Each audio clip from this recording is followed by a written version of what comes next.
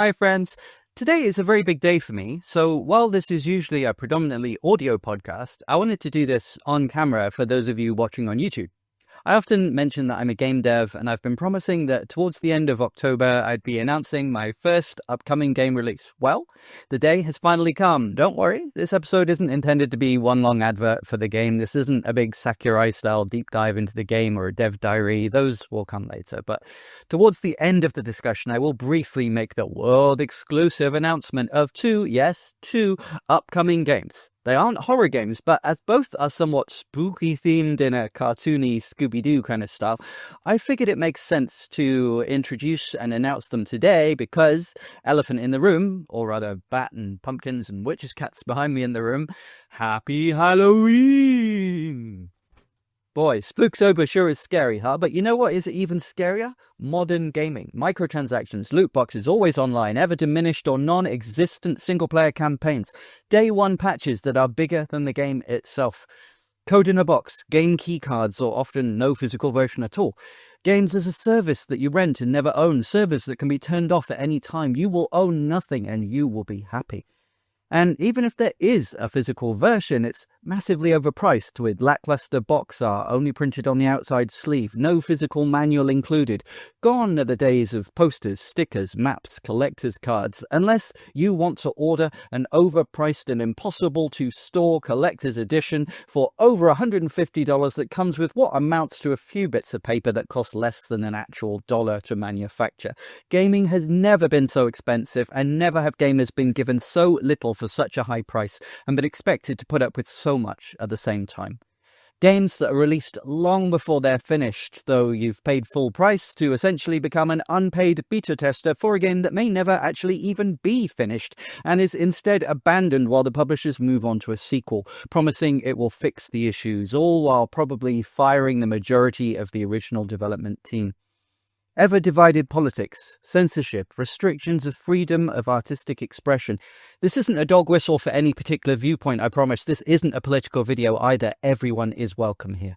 But it's inescapable that in the modern day, much of gaming discourse has been hijacked by bad faith actors who don't actually care about games per se, but use gaming as a jumping off point for pushing their own agendas, dividing and conquering, painting gamers as somehow inherently toxic or problematic, whilst gatekeeping a hobby that is supposed to be innocent, fun escapism and a distraction from the negative things in the world, and uniting people from different backgrounds with a shared love for a franchise or with the spirit of friendly collaboration or competition, where the only entry requirement is to be a gamer, and the only thing that you are judged on is your gameplay. Regular viewers or listeners will know that, like I said in the intro, I am a game dev. I actually started programming video games back in the 80s, and if you think that I look too young for that, well, thank you. It's because I'm a vampire, and every night I drink the blood of the newly sacrificed... No, wait, actually, I don't want to play up the Halloween theme too much here. I want this video to be evergreen, because I think the issues here are going to be resonant and be important no matter what the time of year. Let's just say the gaming landscape has changed pretty dramatically in that time. In some ways for the better, but often for the worse. Really regular viewers or listeners will often have heard my tales as a collector or my deep diving on historical aspects of video games. Yes, I'm a game dev, but also I've worked as a games journalist for websites, magazines, newspapers, produced documentaries and shows on gaming, appeared on many podcasts and YouTube channels over the years. But really, it's all because at heart, I'm a gamer. At my core, a collector, but predominantly a gamer. Even gamers themselves nowadays do bring a lot of anger, negativity, even hatred to the table.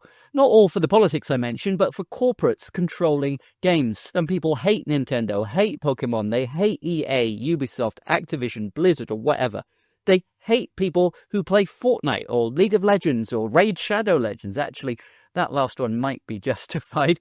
My opinion may or may not change for purely unrelated reasons if they happen to sponsor the channel one day, but really, just like me theoretically selling out there, it all comes down to corporate greed and the way that crazy AAA companies run, not for the gamers, not for the developers, but for the shareholders. It is a sad think that the default for most commercially released games is to be made, or at least financed, produced, and distributed by people who don't understand or even play games, nor do they care about the experience for the gamers.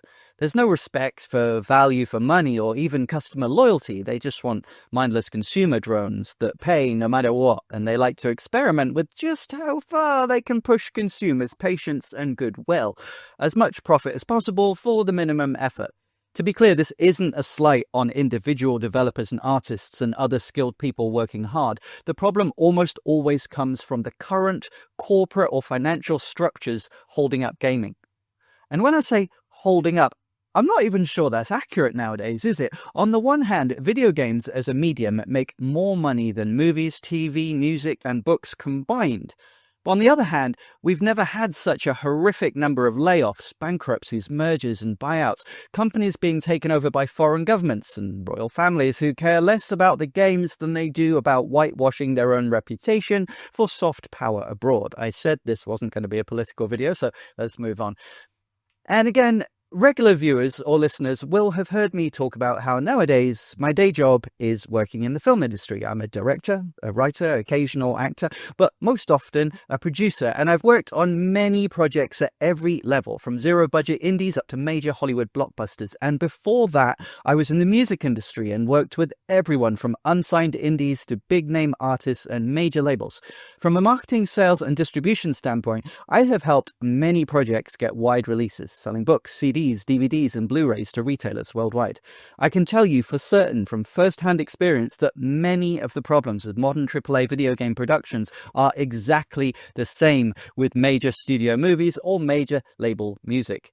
These industries are all making record profits for a small number of investors whilst actually hemorrhaging money, constantly on the brink of bankruptcy and always underpaying and undervaluing the actual artists that made their brands a success in the first place. Many changes need to happen in all areas of the entertainment industry, but perhaps it's gaming that needs the biggest shake-up. You can't exactly sneak microtransaction gambling opportunities into a Netflix movie, or ask people to pay for a movie that they can only watch for a few minutes before it glitches out, and then you're told to just try watching it again in 6 months after downloading a patch. For many long-term gamers, myself included, there have been two holdouts, two safe havens to escape from these problems. First solution, just like with the film and music industry, is to look away from the output of major corporations and towards independent art. Many gamers gravitate towards indie games, solo developers, or small teams of true artists and gamers making things for passion above profit, not controlled or content restricted by a larger company financing them, or bound by the need to make a return for shareholders on release to a strict schedule with predefined marketing strategy. We have to release today, whether it's finished or not. We've already paid for the billboards, the TV spots, and organized the Happy Meal promotion a year in advance. No shade to Sonic 3, I love you, Sega.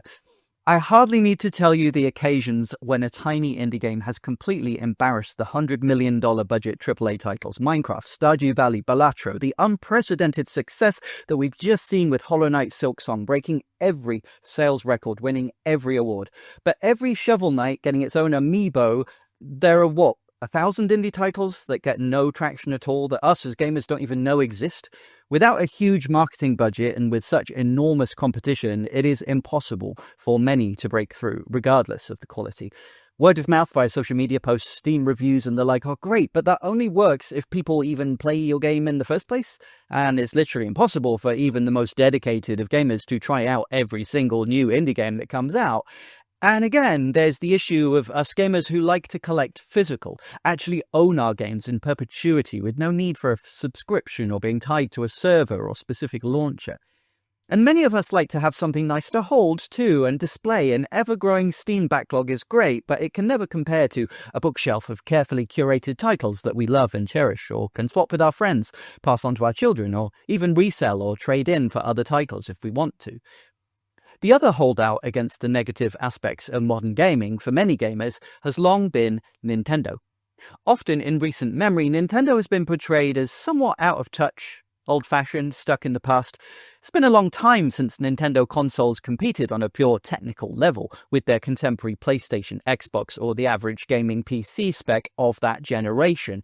They've been slow to adapt to or unwilling to follow trends. Online gaming, YouTube influencers, Twitch streamers and the like have been actively shunned or even punished over the years by Nintendo. But in many ways, while the other AAA companies are slowly merging into one another and falling into corporate slop, Nintendo have felt like the holdout for many things that used to make gaming great. Imagination, escapism, wonder, gameplay and control innovation and experimentation, for better or worse. Sure, they tend to lean family-friendly, but not in the shovelware licensed kids title kind of way, but in the colourful, creative, imaginative way that means Nintendo games often have the budgets and ambition of a AAA title, but while maintaining the polish that many other companies somehow lost along the way, and importantly, retaining the most important aspects of gaming that other companies forgot: fun. And with the Switch, we went all Hannah Montana and had ourselves the best of both worlds. A console that wasn't as powerful as the PS4 or Xbox One, sure, but it was portable, affordable, had some of the best and certainly most technically impressive games that Nintendo ever made, but also was a perfect system for indie games developers and publishers to release their games on too, opening their Steam or itch.io titles to an audience who plays on home consoles or handhelds. And Nintendo gamers have always enjoyed physical collecting, so many of the previously digital-only games got their chance to have a physical boxed copy released, thanks to the Switch.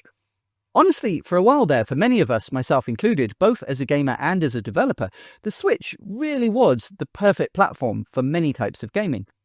Of course, from a power perspective, it was weak sauce. Even at launch, I still used my gaming PC, PlayStation or Xbox to play the best versions of the biggest, most graphically limit-pushing multi-platform games. Especially as time went by and the technology progressed more and more, the Switch became the system to play only Nintendo games, re-releases and compilations of classic titles, and technically simple indie games, retro-style games, 2D titles and the like. Far from a bad thing, but on the more technically ambitious level, third-party developers slowly gave up trying to make things work, and by the end of its life, even Nintendo's own first-party titles started to have problems maintaining a steady frame rate and resolution on the aging Switch One hardware. The Switch had an incredible run, 150 million units sold, but it needed to be put out to pasture. Switch 2 should have been a slam dunk. If it ain't broke, don't fix it. Take everything that worked about the Switch 1, but just make a new model with more powerful hardware. Keep it backwards compatible, and many users will naturally want to upgrade, and many third parties will want to release their latest PC, PlayStation, and Xbox games on the system too. Sure, as portable hardware, it's never going to beat the PS5 or Series X, let alone a 4090 or whatever, but no one expected that. Just powerful enough to run modern games on lower detail settings, and crucially for Nintendo's own titles, keep pumping out quality original first-party games, but now they will look and run better than ever before. And for indie developers, it's a no-brainer. You can still release your games on the eShop, release physical copies for collectors, and now you have more power to play with and hopefully an ever-expanding market of new gamers flocking to the fancy new system. The more observant of you will have noticed that you are watching or listening to the Daily Switch 2 podcast. This is not related to Nintendo or Google or Spotify or any other corporation whatsoever, and it's not a big professional outfit, it's just me. Hi. For those of you who are new here, welcome. My name's Sam. I hope you'll stick around. Subscribing is free, and it means a lot to me to slowly build this community. Thank you in advance. And as always, thank you so much to regular friends who are returning. But yeah, why do I mention this? Well, it's the Daily Switch 2 podcast, a YouTube channel and Spotify show that I set up specifically because both as a developer and as a gamer, I was beyond hyped for the Switch 2. It was all set to be my favorite console of all time. I loved the Switch, especially as a big fan of Nintendo first-party franchises and as a collector of physical releases of indie games. But I had minor niggles and frustrations with the hardware itself, which I felt certain would be fixed with the new version of the console. I was 100% sure it was going to be a roaring success, and every day I'd be making new videos talking about my excitement for the system. Also, of course, as a developer, I thought it would be a great place to share news and development progress of my games too. Today's the day, and I thought that the Switch 2 would naturally be the best system to showcase the physical releases of my games.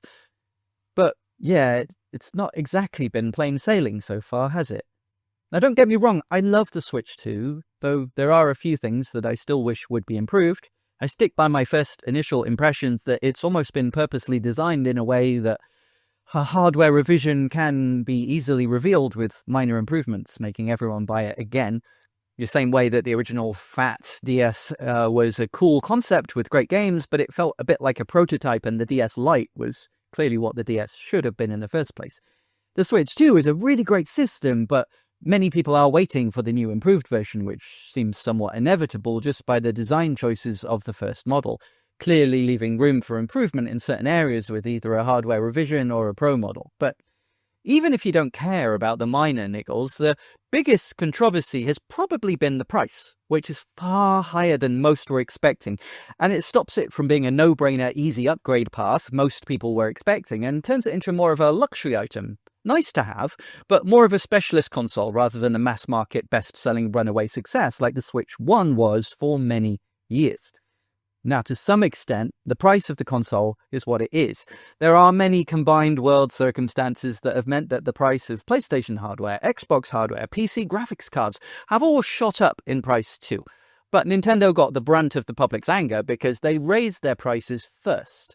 And also, they are a company not perceived to be at the top end of performance, but rather the affordable option that many families have adopted, where often each household might have multiple consoles for different family members. And while the Switch 1 was pretty pricey when it initially launched all those years ago, people have had years of getting used to it being very easy to pick up a Switch at a reasonable price. Parents can easily go online and find a perfect quality reconditioned Switch Lite for under $100, so the Switch 2's price point seems pretty high to many people.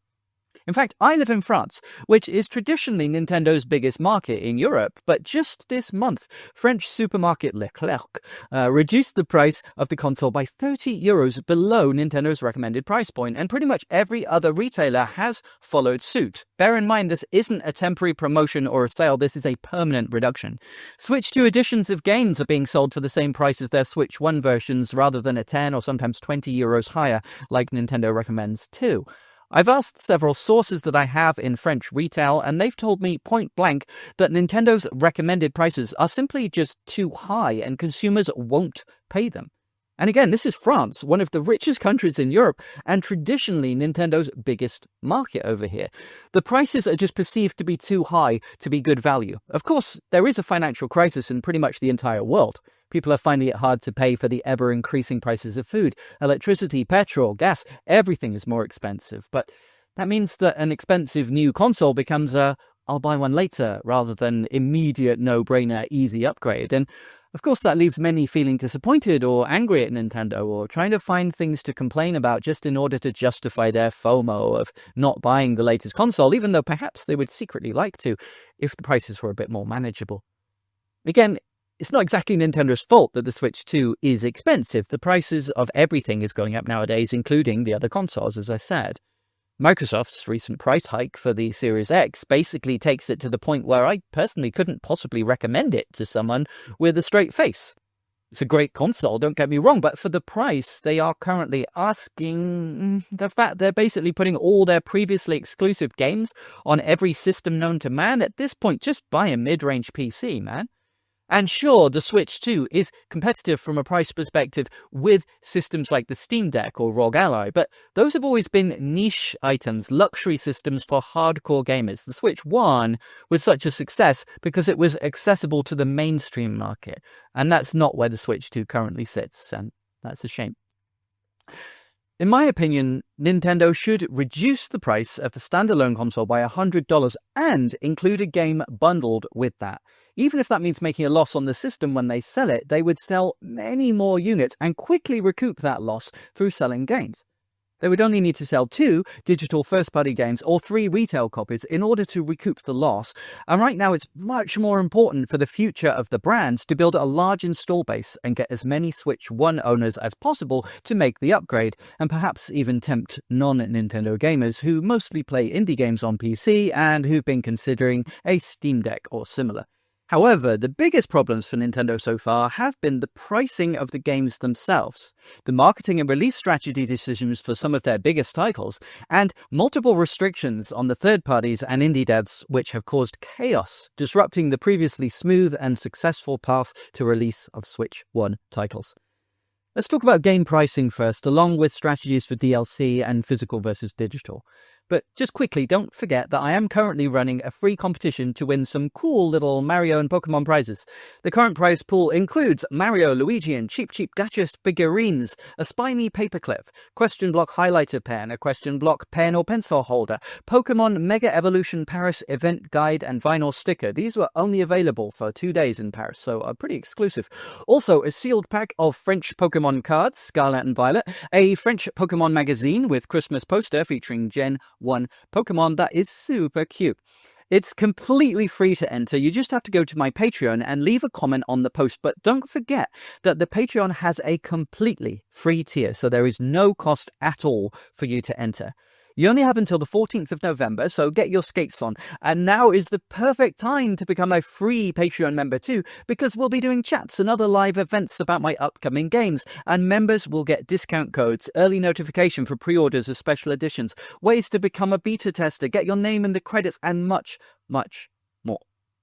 Also, if you enjoy the show or want to support my work, of course, you can choose to be a Patreon member from just $1 a month. Or just for a one-off, you can use a super thanks on YouTube or buy me a coffee. And don't forget that even just subscribing, leaving a comment and liking the video is completely free, but genuinely really does help with the algorithm. All links are in the description, in the pinned comment, or you can visit linktree/dailyswitch2. That's linktr.ee/dailyswitch2.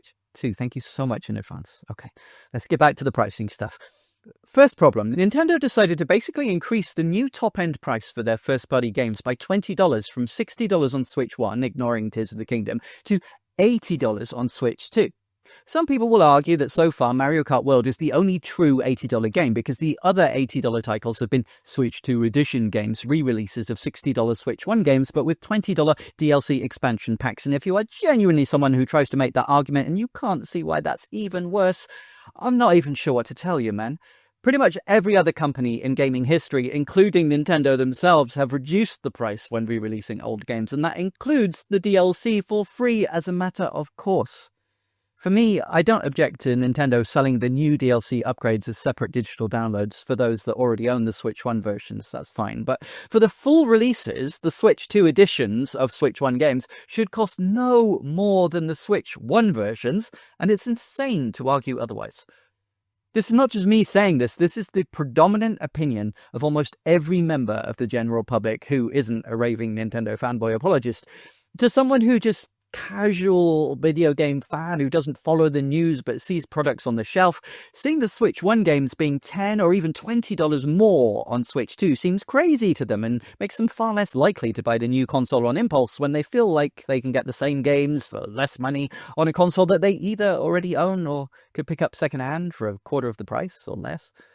But even going by the flawed argument that so far Mario Kart World is the only $80 game, okay, but the other two biggest games so far, DK Bananza and Legend ZA, both have DLC already, so to get the complete experience, you need to actually pay $90 for Bananza and $100 for Pokémon.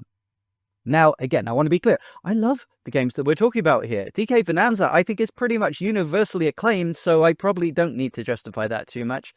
Legend ZA, on the other hand, is more controversial, and again, like those pesky Switch 2 edition titles that I mentioned, you can technically play it on the Switch 1, and pick it up for cheaper. But personally, I really do love Legend ZA, despite its flaws, and the Switch 2 is definitely the way to play the game. By the way, my review of Legend ZA already has a full episode where I talk about the criticism and why I mostly agree, but I still love the game despite the flaws, and later this week I will be releasing a follow-up part 2 where I really go into depth about why it's personally my favourite Pokémon game, because of the uniqueness and strength of the new battling system and the various aspects of the controls, the setting, and the plot.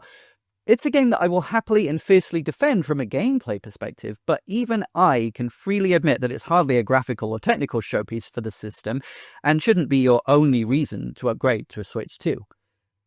But the big issue with both of these games is the DLC and how they've been rolled out. I've put out several full episodes on DK Bananza. I have several more planned. For me, it's a masterpiece of game design, definitely my favourite game on the Switch, and one of my favourite games of all time. I also put out a whole episode reviewing the DLC separately, and that's why my feelings towards the game become a bit more mixed.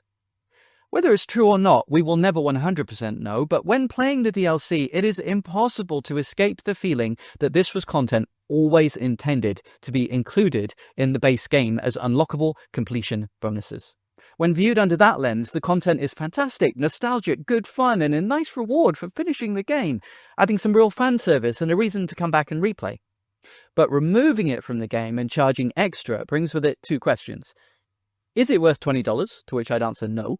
But if we're to consider the game as a whole, only complete as the game's originally designed and intended with that content included, is the combined complete game worth $90? And I'd say yes, in the sense that it's one of the best games of all time. It's a system exclusive, a real showcase for what the system can do, a genuine killer app, at least for those of you that love platform games as much as your average long-term Nintendo fan does, myself included.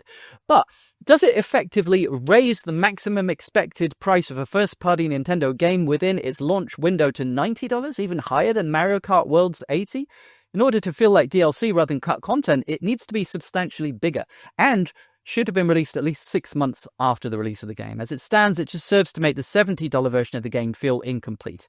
And the biggest problem for those of us that care about physical collecting, ownership of games, not really wanting to rely on service, etc., is of course that the full game as perceived in its launch window is not actually on the cartridge. And for a game as incredible as Donkey Kong Bananza, that's not just frustrating, it's heartbreaking. Pokémon Legends is somewhat of a different beast. The Mega Evolution DLC is not actually coming out until probably around March next year, so 5 months or so after the release that we've just had. In fact, so far we've been shown so little of it, and they've only confirmed that some story content will be included, so they've not really gone into further details, and that probably means that the content is likely under development still and isn't, therefore, day one cut content. I have far less problems with that in general. I have nothing against developers offering optional DLC further down the line to extend the life of a game and give players a reason to come back to a game that they may have completed and moved on from.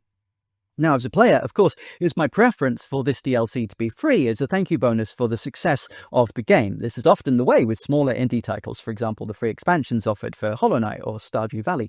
So great way to give back to the community. It's also great marketing strategy too, because it keeps the game relevant, and that means that more people are talking about it on social media, more people are streaming it on Twitch, and you're more likely to sell more copies on the base game as when your sales may have previously dried up.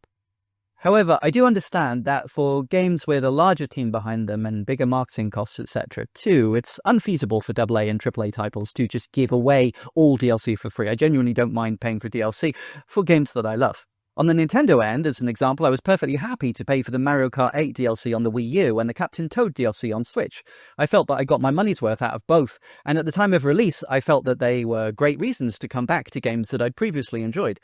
Similarly, I liked both the free updates and the paid DLC for Animal Crossing New Horizons. If I wasn't making this Halloween episode, I would definitely be making a video about the fact that they have literally just announced an update for the game and a Switch 2 edition as well. I'm excited, but I also have mixed feelings. I expect an episode talking about that at length sometime in the next few days, because I really want to talk about it and get it all out of my head, but we don't have time in this episode. So, if I don't mind games releasing paid DLC, content is substantial, it isn't cut content, and it's released at a reasonable time after the release date, then what on earth is my problem with the Pokémon DLC? My problem is that it was announced before the release of the game, before they had anything substantial to show, and they put it for sale on release date as an upsell for the game when buying it digitally, or advertised to you pretty much immediately upon playing your physical copy. Plus, at $30, it's the most expensive DLC that Nintendo have ever sold. I've been one of the biggest supporters of Legends ZA, and I'll happily say that I honestly do feel that the game itself is worth $70. But no, Nintendo, I don't want to pay an extra $30 right now when you won't even tell me what I'm going to get for my money. And especially as my only bonus right now will be 1 skin and 12 Pokeballs. It is crazy. I can't imagine many people are going to have bothered paying for it, but if you did, please let me know in the comments and give me your rationale for it, because I honestly don't understand why anybody would. But for the tiny percentage of people who will pay Nintendo an extra $30, basically, presumably out of the kindness of their own heart at this point, was it really worth it for the countless people who will misconstrue the announcement and assume that this is cut content or day one DLC? and perceiving the real cost of the game to be $100 and maybe decide not to buy based on that, or to upset the customers who already bought it by immediately hitting them with a confusing and massively overpriced upsell the moment that they go online. It makes Nintendo look really greedy to people who've already bought an expensive console and an expensive game. It's bad optics, plain and simple. And yes, I know, technically it's Game Freak and the Pokémon Company in conjunction with Nintendo making these decisions. But in the eyes of the public, this is a first-party game, to the point that Nintendo is now even bundling it in with the Switch 2 as their holiday promotion, replacing the Mario Kart bundle. And as for Mario Kart World, well, it's a pretty good game for sure. Not convincingly better than Mario Kart 8 in my opinion, but I think even its biggest fans would agree that there are parts of the game that felt purposely empty or underdeveloped on purpose to leave space for the inevitable DLC further down the line. While I won't discuss them here for obvious reasons, we have had leaks that basically 100% confirm that to be the case. We know there's DLC coming, and we know what some of it is. We just don't know when it will be released, and if it will be free or paid content. If it's paid, which most suspect that it will be, that will take the already most expensive game ever released by Nintendo, if you use the argument that Bananza is 70 and not 90 by stealth, and assuming the seemingly standard mid-price point of $20 for Switch 2 DLCs to make it more expensive than the combined price of Bananza and the same price as Legend ZA. $100 could now become the new norm for a top-tier Nintendo first-party release. Lord help us. Now, obviously, this isn't just a Nintendo problem, to be fair. They've made some truly heinous decisions as far as pricing goes. $70 for Galaxy 1 and 2 on Switch 1, $70 for Breath of the Wild, and not including the DLC in the price of a re-release, being two examples that I personally take extreme umbrage with and have discussed at length in other videos. But the games industry as a whole, certainly at the big studio and AA and AAA end, are increasingly comfortable with using Day 1 DLC, different editions to increase the prices of their games. For example, Sega, a developer and publisher that I love, have gotten into a nasty habit of releasing multiple separate paid DLC packs, deluxe editions, and season passes for their games. So while the base game may be only $60 or $70, if you're a fan and you want the full experience, you have to pay closer to $100. For a game like Sonic Racing Crossworlds, I understand the slow rollout of characters and tracks can help keep up player interest over time and keep the game alive online. And it's a genuinely great racing game that I personally think gives Mario Kart a run for its money. So while the price tag is high if you want everything, I think the value proposition when compared to Mario Kart is decent. But I already thought that Mario Kart was at least $20 too expensive, so it's not really saying much in the scheme of things. The price of modern gaming is too damn high. More egregious from Sega is a game like Raidou Remastered. I reviewed the game, I enjoyed it a lot, and I thought the base game was a good title at a good price. But there was a lot of Day 1 DLC, a deluxe version digitally, and I didn't want to pay the extra for all that when I was actually only a casual fan. I must admit that I did feel somewhat ripped off when buying a physical version but not having all the Day 1 content included on the cartridge. Not to mention that, like most Sega games, it's a game keycard for the Switch 2 version. At least, thankfully, that's not the case for the forthcoming Switch 2 version of Crossworlds, although that's probably the reason it was delayed. Even worse are, predictably, the big sports titles from EA and 2K. All are perfectly reasonable quality games, high production values, play well, and the Switch 2 versions are surprisingly good, especially WWE, but the Day 1 cost, if you want to buy everything and have access to all the content, can go as high as $200 for these titles. I broke down exactly how that stacks up in my WWE episode. And even then, on top of that, the games have microtransactions and card packs, essentially loot box style gambling, where you could easily pay far more. I saw a video of one guy admitting that he had paid over $20,000 for his NBA 2K account over several games. In my opinion, this is sheer exploitation of a gambling addiction, or frankly, mental illness. It is immoral for it to be possible for a player to waste that much money on a game, especially one that is reliant on servers and could disappear at any moment.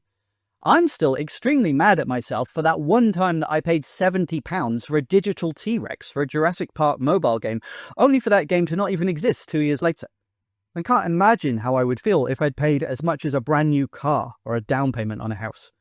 I know some people will say it's capitalism or the market deciding, but personally, I think the pricing of games and the monetizing of gamers has gone far out of hand. And while Nintendo is far from the worst offender, they are starting down the wrong path, and it makes me concerned for where they might go in the future.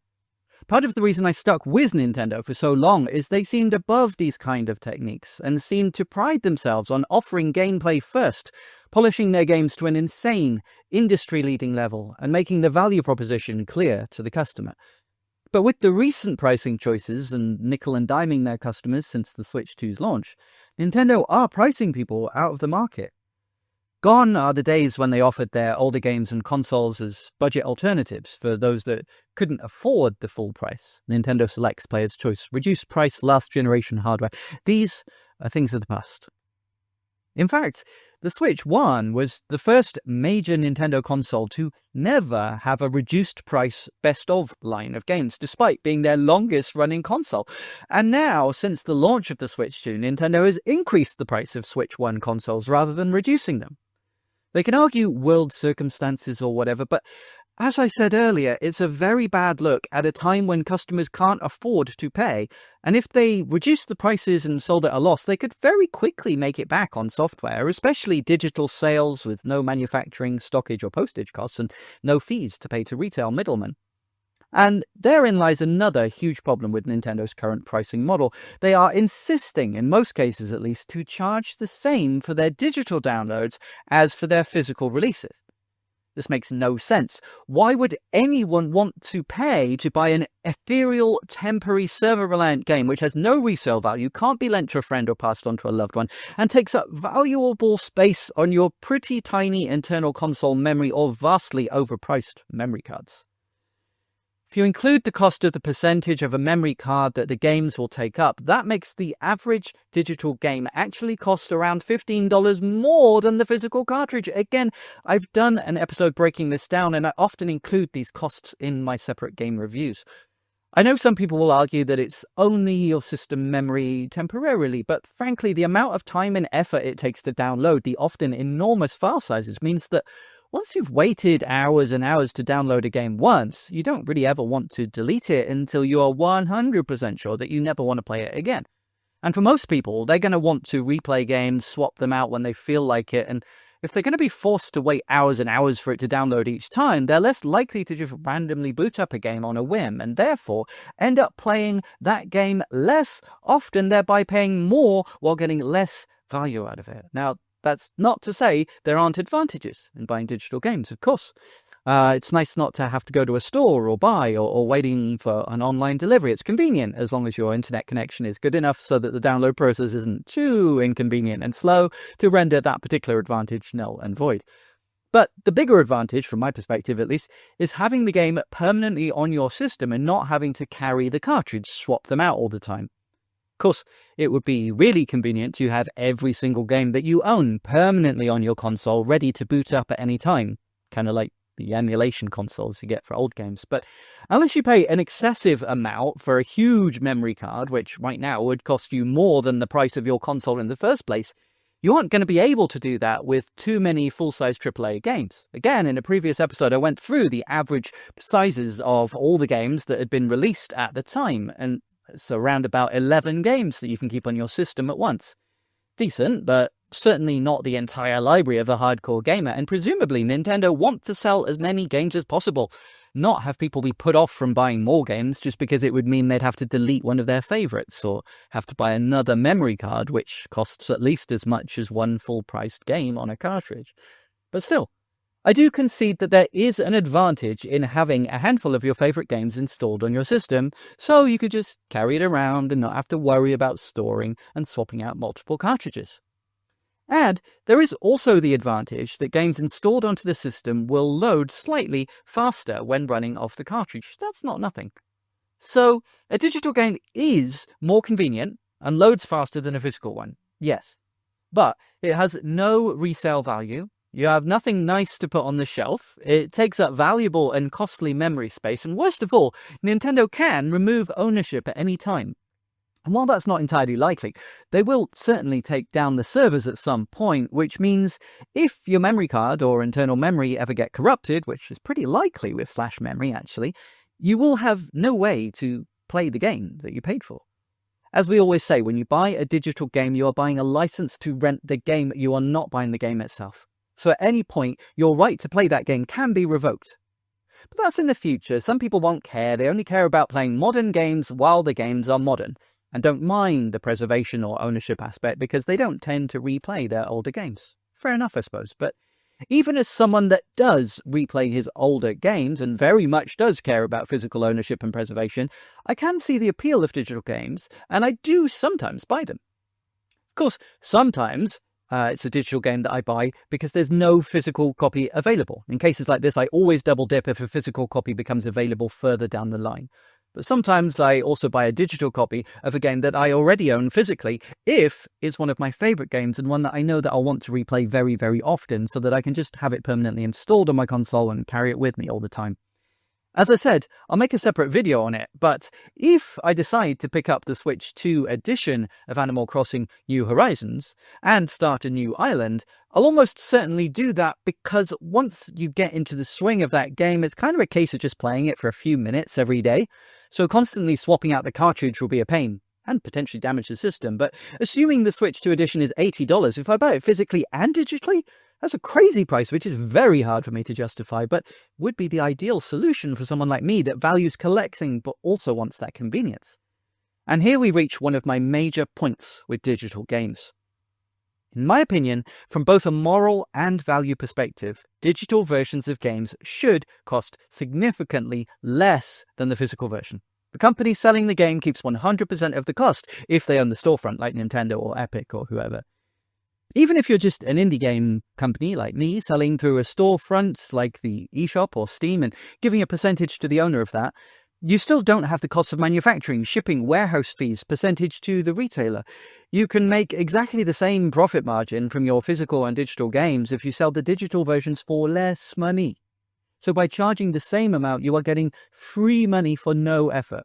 Again, you can make the capitalism, market decides argument, but I'd strongly argue that when prices are cheaper, people are more likely to buy and be happier with their purchase and recommend your games to other people. We see that with the enormous unplayed backlog that most people have on Steam games that have gone on sale.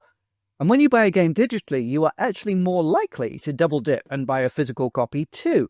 Those that buy digital games cheaply but then find that they really like it often want to buy a physical copy to support the devs and to own and display on the shelf. But those that buy the physical copy first but end up really liking the game and wanting to play it more often are likely to want to buy a digital copy too to have it permanently installed for convenience. But again, people are exponentially more likely to buy that second digital copy if it's at a reasonable price rather than literally doubling the cost. In my opinion, in the case of full price games like the ones that Nintendo sell for anywhere between say 60 and 80 on a cartridge, the standalone digital price should be a minimum of $10 cheaper than the physical version, and frankly that should probably apply to all game keycard titles for $40 or above too. And if you already own a physical copy of a game, in my opinion, you should be able to get an even larger discount on a digital copy if you choose to buy one afterwards.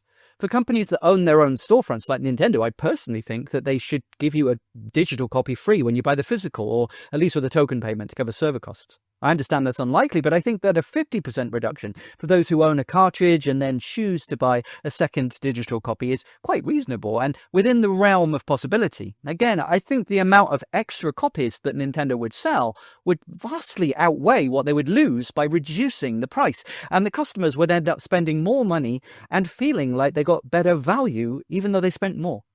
As for the game keycards themselves, well, that's a whole nother conversation. I did make a series of 3 episodes on exactly why I don't personally like them and why they don't work for either developers or consumers, but since then we have had a few high-profile developers come out and speak in support of them, mildly at least.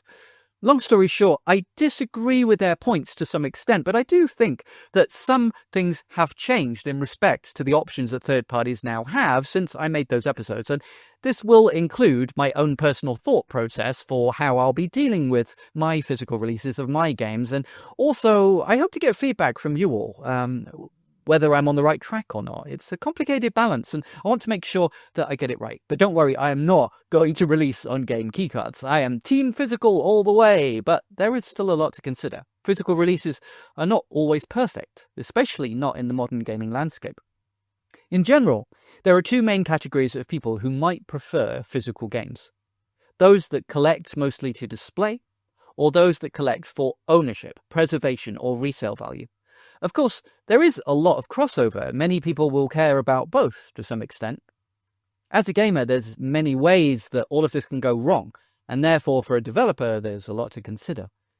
If you collect mostly to display, nowadays there's often a problem with companies not taking proper care with cover art.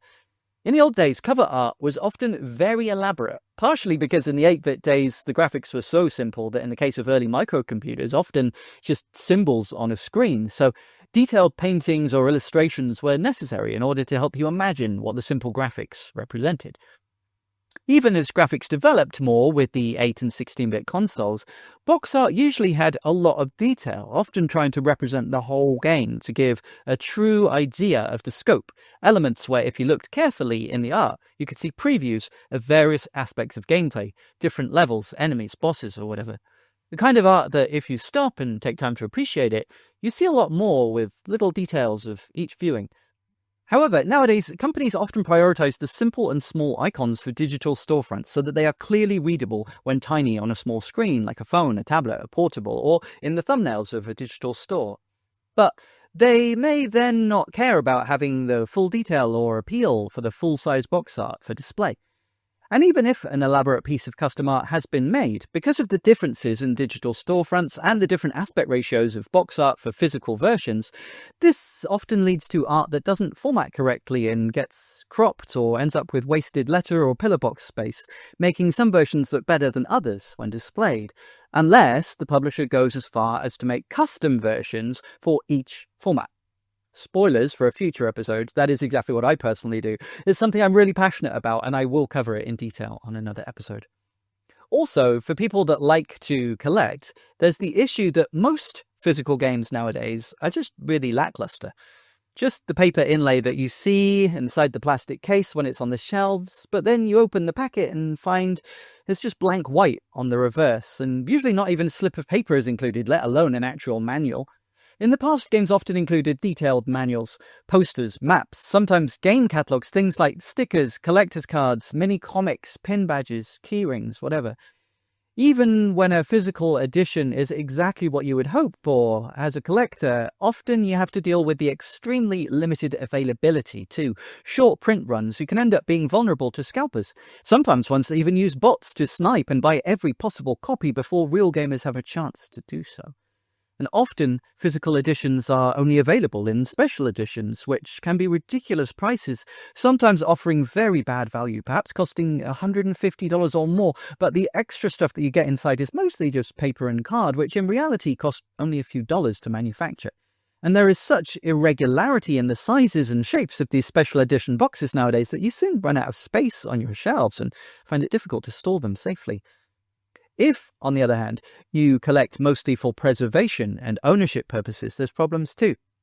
Sometimes a physical version of a game isn't announced, so you buy it digitally, only to then find out that a physical version is announced later, so you feel like you have to pay twice. But on the other hand, if a physical version is released day and date, often the first edition of the game will have bugs which are later patched out, or updates which are released, meaning that your physical copy needs to be updated anyway, and therefore the physical version still needs an internet connection to be fully complete. Or even worse, some physical releases end up with game-breaking bugs which require an online update, otherwise you aren't playing an outdated or incomplete version of the game, you actually own one that's impossible to finish. This happened several times recently to friend of the channel, Buttons and Boxes. Hello. It's a real problem, and one that can often happen, especially for small teams who don't have massive budgets and time allocations for testing. Another consideration is DLC. Sure, as I said, I personally don't mind if DLC is added to a game after its release. In fact, often it's a very good thing for expanding the game, and especially if a developer wants to offer it for free, it's a great way to thank the community and give reasons for people to come back to it. But again, your physical copy is now incomplete, so do you buy a new physical copy, an Ultimate or Complete Edition, if one is released? But then are you being punished for supporting the game early? Is your initial physical copy now worth much less to resell? These are all things that I feel as a game developer and publisher that I have to consider very deeply with my own games. There's so much to discuss, so many problems with modern gaming that it truly is horrifying. See what I did there? Back to the vague Halloween theme. We'll cover all of that in part 2 of this series, which should be out tomorrow, if all goes well. But before I go, I promised you a couple of world-exclusive spooky announcements. Well, I mentioned before in previous episodes that I think, well, I'll talk about Silksong and Shadow Labyrinth. Anyway, that my biggest ongoing game project is a huge Metroidvania, but with a cute cartoon graphical style. It stars a little girl witch named Hazel. Witch Hazel. Hazel Witch, get it? Here she is. Isn't she adorable? But don't let her cute appearance fool you. I also mentioned in my previous episodes when talking about difficulty balancing and accessibility options that I was making a game that we wanted to be completely scalable. The story is completely possible for a young child or someone with limited abilities to be able to play through, but also for more experienced hardcore gamers it's possible to ramp up the difficulty to be pretty brutal as far as challenging platforming, combat and puzzles go. On the top settings, even I find it difficult and I programmed it. It's hard, but fair. The concept for this game was created with my good friend Blue during the COVID lockdowns, and together we've crafted a deep world with tons of lore and what I think is a pretty inventive magic system. Hazel's school is based around a large magical tree whose leaves can be used to control time but blow off in a storm, and many of the puzzle elements involve manipulating time and date to align the phases of the moon, find certain seasonal plants for spells, attract nocturnal animals and the like. So this, hopefully, is the first of several projects starring Hazel, but this one's called The Timeless Adventures of Hazel Witch. We don't have a fixed release date yet, but it's a long project. It's very complicated, but I'm very proud of how it's coming along, and I want to start showing it off on this channel soon. Blue and I are very fond of Hazel and some of the other characters in the game as well. We're hoping to use them in other media too. Animation, comics, plushies. So watch this space. This is a long-term project. Coming far sooner and nearing completion is another game with a cartoonish style, but a spooky vibe, but in a completely different genre. People will shorten the name to American Pizza, but its real title is An American Pizza in Woking. Some of you will already be able to guess the twist from the title. This is a 100% solo dev project, designed and created entirely by me in my spare time between working on my other projects. I'm pretty proud of this one because I believe it's a truly unique game. It's a mix of so many genres all at once that it sounds like it shouldn't work, but when you're playing, it's actually so cool and so fun. As you might imagine, the game predominantly is set in an American-style pizza restaurant. It's a top-down pixel art, somewhat reminiscent of Zelda: Link to the Past, but it plays kind of like a humorous management sim, like Theme Park or the 2 Point games. But actually, you control your character directly, and you have the run of the restaurant completely by yourself, managing every chaotic element. And there are gameplay echoes of Pac-Man, Paperboy, Tapper, Cooking Mama, Tetris, some light RPG and collectathon stuff. There is literally so much going on. And the restaurant is huge, with so many cool elements like a fully featured retro arcade, a 50s style diner, a casino, a nightclub, a cinema, a playground. There's so much to do, and of course, you have to keep your customers happy. As you might imagine, it can get pretty hectic and pretty stressful, but you want to attract as many customers as possible because when the sun goes down, something happens. Those of you who know the lore of pizza restaurants in Woking know that they can sometimes attract dangerous predators. And the title of this game might remind you of an iconic movie, perhaps? That's what I'm going to say right now. There's plenty of time to do proper reveals, but as they fitted the theme, I wanted to mark spooky season with a very, very, very tiny sneaky peek teaser of what's coming up. But for the latest news, details, screenshots, preview clips, even before it's shown here on this channel, be sure to join the Patreon. Don't forget there's a completely free tier. You don't have to pay if you don't want to. There's no paywalls. And you can also enter those free competitions to win all that Mario and Pokémon stuff that I showed you earlier in the episode. Oh, and if you're listening on Spotify or some other audio platform, no problem. Don't worry. You can see the pictures that I just showed on the free Patreon tier too. So with all that and other ways to support the show, it's all at linktree/dailyswitch2. Nice and easy, linktr.ee/dailyswitch2. Thanks, guys. Happy Halloween. And come back tomorrow for part 2 of spooky, scary, modern problems with business development talk. And my script has run out, so now I'm improvising. See you tomorrow, guys. Thank you.